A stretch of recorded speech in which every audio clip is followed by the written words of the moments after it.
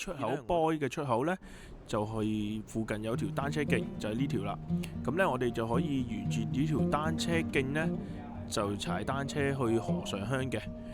咁呢，呢度落斜嘅時候呢，要小心人啊，因為唔好撞到行人啊，因為呢度都有好多行人經過嘅。去到落斜呢個位呢，咁我哋就慢慢收慢啦，跟住之後就轉右入去啦。之後我哋喺呢個路口呢，轉右入，跟住呢，我哋右邊呢就會見到係彩魚村啦。跟住我哋呢條單車徑會經過彩魚村嘅，直去呢，我哋會見到個路口，喺個路口呢就轉右入去。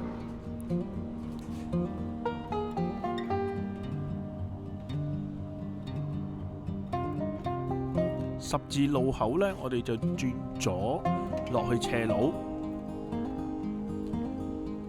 經過條斜路之後呢，我哋會見到條隧道嘅。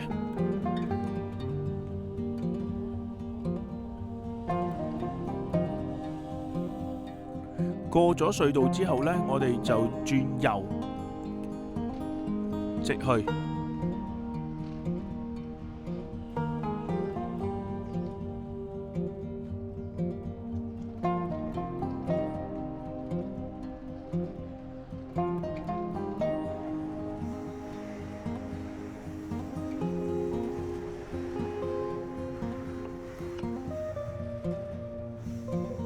我哋經過呢條呢，就叫大頭嶺村。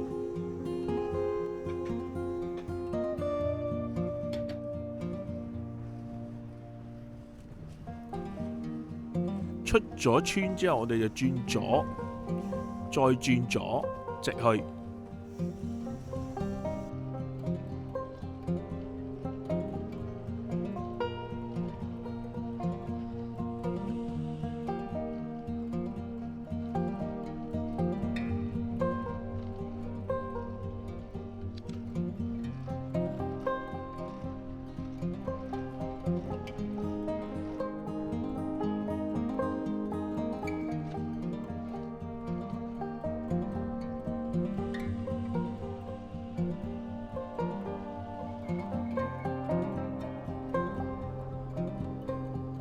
跟住之後呢，喺呢度呢，我哋就入去單車徑，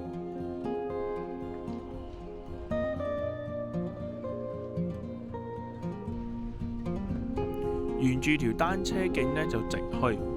咁呢，直去嘅時候呢，我哋都可以欣賞下啲風景嘅。咁但係都要小心單車同行人喎。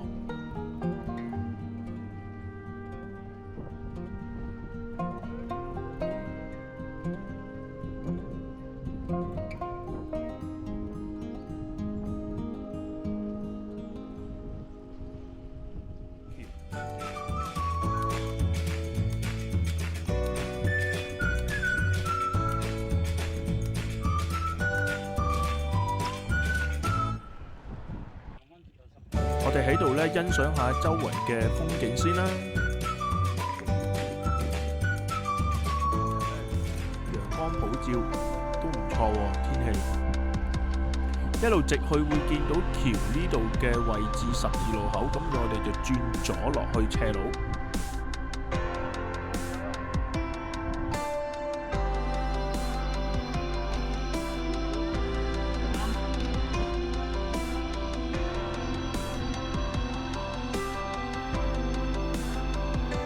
跟住呢，我哋就轉右入快景路，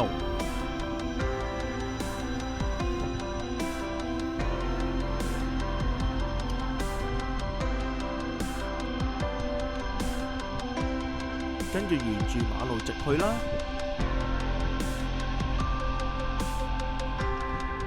我哋留意右手邊，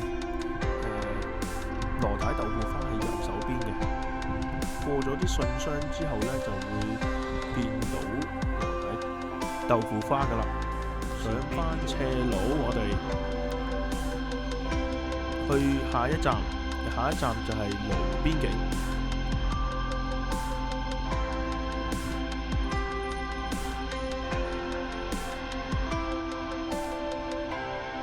我哋喺呢個十字路口轉左落去，跟住就直行。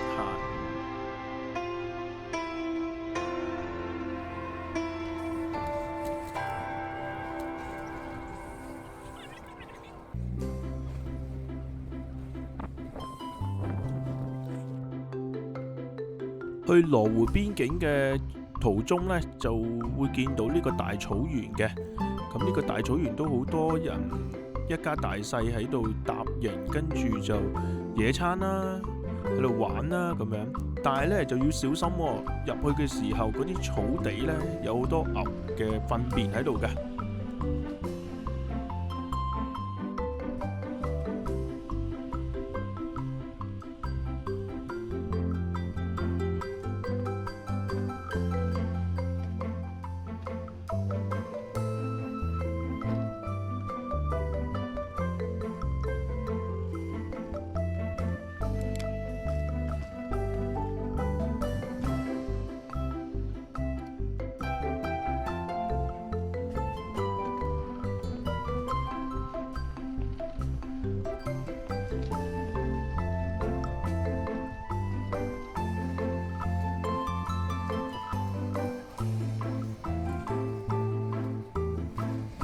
前面呢就係羅湖邊境嘅位置啦。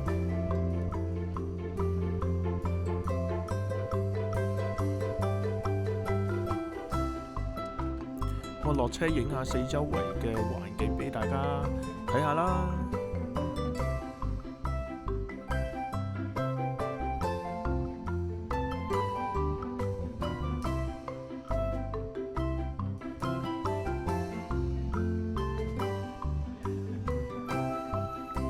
咁呢上集嚟到呢度先，咁啊留意仲有下集噶噃。